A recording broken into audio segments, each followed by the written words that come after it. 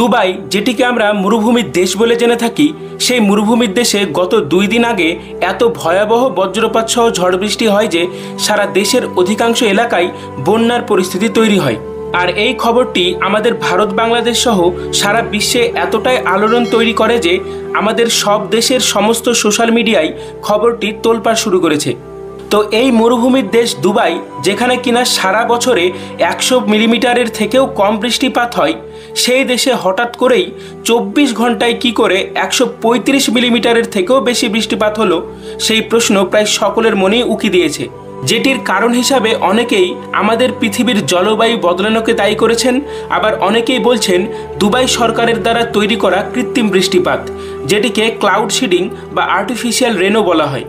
তো আজকের এই ভিডিওতে আমি রুহুল আমিন কৃত্রিম বৃষ্টিপাত বা ক্লাউড সিডিং আসলে কি এবং এর মাধ্যমে কিভাবে আমরা প্রকৃতির বিরুদ্ধে গিয়েও মরুভূমিতেও বৃষ্টিপাত ঘটাতে পারি সেটি বৈজ্ঞানিকভাবে জানব। তো ভিডিওটি অবশ্যই পুরোটা দেখুন ও শেয়ার করুন। তো চলুন ভিডিওটি শুরু করা যাক। তো এই ক্লাউড সিডিং বা কৃত্রিম বৃষ্টিপাতকে ভালোভাবে বুঝতে চলুন বৃষ্টিপাত সম্পর্কে কয়েকটি কথা জেনে নিই। গ্রীষ্মকালে সূর্যের প্রখর রোদ কিন্তু আমাদের বায়ুমণ্ডলকে সরাসরি উত্তপ্ত করতে পারে না। সেটি প্রথমে মাটি বা বিভিন্ন জলাশয়কে উত্তপ্ত করে এবং সেই মাটি বা জলাশয়ের সংস্পর্শে থাকা বাতাস প্রথমে উত্তপ্ত হয়। তাই সেই দিক থেকে দেখলে ভূপৃষ্ঠের কাছাকাছি বায়ুমণ্ডল বেশি উষ্ণ ও উপরের বাতাস বেশি ঠান্ডা বা শীতল হয়।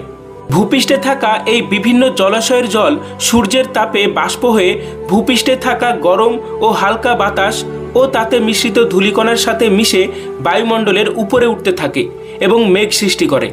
এই মেঘ যখন উপরে থাকা শীতল বায়ুর সংস্পর্শে আসে, তখন মেঘে থাকা জলীয় বাষ্প ঘনীভূত হয় এবং জলকণা সৃষ্টি করে, এবং সেই জলকণা পৃথিবীর টানে নিচে নেমে আসলেই তাকে বৃষ্টিপাত বলে। তো এই ঘটনা থেকে বৃষ্টিপাত হওয়ার পিছনে আসল কারণ হিসাবে 2টি ঘটনা গুরুত্বপূর্ণ বলে মনে হয়। 1, মেঘের সৃষ্টি হওয়া, এবং 2, ঠান্ডা বায়ুর সাথে মেঘের সংস্পর্শ হওয়া। কিন্তু বৃষ্টিপাত হওয়ার পিছনে এটি আসল সত্য নয়। আমাদের এই আধুনিক বিজ্ঞান বৃষ্টিপাতের জন্য এই 2টি কারণ ছাড়াও আরেকটি গুরুত্বপূর্ণ ঘটনার কথা আবিষ্কার করেন, আর সেটি হলো মেঘে থাকা জলীয় বাষ্পকে ঘনীভূত হওয়ার জন্য কোনো একটি সারফেস বা তল প্রদান করা। আসলে কোনো বাতাসে যত বেশি জলীয় বাষ্প থাকুক না কেন এবং সেই বাতাসকে যত ঠান্ডা বাতাসেই নিয়ে যাওয়া হোক না কেন, সেখানে যদি জলীয় বাষ্প কোনো তল দ্বারা বাধাপ্রাপ্ত না হয়, তো সেটি কখনোই ঘনীভূত হয়ে জলকণা তৈরি করে না। এখন আপনাদের মনে হতে পারে যে সাধারণ বৃষ্টিপাতের সময় মেঘের মধ্যে তো আমরা কোনো সারফেস বা তল দেখতে পাই না, তাহলে মেঘের জলীয় বাষ্প ঘনীভূত হয়ে বৃষ্টি হয় কেন? আসলে আমরা খালি চোখে মেঘের মধ্যে জলীয় বাষ্প ঘনীভূত হওয়ার জন্য কোনো তল না দেখতে পেলেও সেখানে কিন্তু তল থাকে, আর সেটি হলো বাতাসের ধূলিকণা ও কয়েকটি অন্যান্য গ্যাস। আসলে মেঘ যখন উপরের সেই শীতল বাতাসের সংস্পর্শে যায়, তখন তাতে থাকা জলীয় বাষ্প সেই ধূলিকণা ও গ্যাসকে কেন্দ্র করেই তার তলে ঘনীভূত হয়ে জলকণা গঠন করে, এবং কাছাকাছি থাকা সেই ছোট জলকণাগুলি বড় জলকণা গঠন করলে সেটি পৃথিবীর টানে নিচে আসলে তাকে বৃষ্টিপাত বলা হয়। আর এই গুরুত্বপূর্ণ আবিষ্কারটাকে কেন্দ্র করেই কৃত্রিম বৃষ্টিপাত ঘটানো হয়। এই জলীয় বাষ্প ঘনীভূত হওয়ার পিছনে তলের ভূমিকা আমরা আমাদের দৈনন্দিন জীবনেও দেখতে পাই। যেমন শীতকালে বাড়ি বা কোনো গাড়ির ভেতরে থাকলে তার জানালার কাচের গায়ে জলকণা জমতে দেখা যায়। শীতকালে ঘরের বা গাড়ির ভেতরের বাতাসের তাপমাত্রা অনেক কম থাকলেও জলীয় বাষ্প বাতাসে ভাসমান অবস্থায় কোনো তল পায় না বলে জলকণা গঠন করতে পারে না। কিন্তু যেই জানালার কাচ বা অন্য বস্তুর তলের সংস্পর্শে আসে, তৎক্ষণাৎ সেটি জলকণা গঠন করে ফেলে।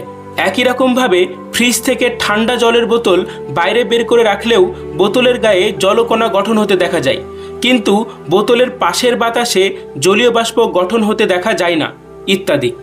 তো বৃষ্টিপাতের এই গুরুত্বপূর্ণ ঘটনাটিকে লক্ষ্য রেখে বর্তমানে কৃত্রিম বৃষ্টিপাত ঘটানোর জন্য পৃথিবীর বিভিন্ন দেশ, যেমন দুবাই, চীন, থাইল্যান্ড এবং আমাদের ভারত সহ অন্যান্য দেশ তাদের খরা ও অতিরিক্ত গরমকে আটকাতে উড়োজাহাজ বা রকেটে করে মেঘের মধ্যে AGI অর্থাৎ সিলভার আয়োডাইড নামে একটি গ্যাস ছাড়ে।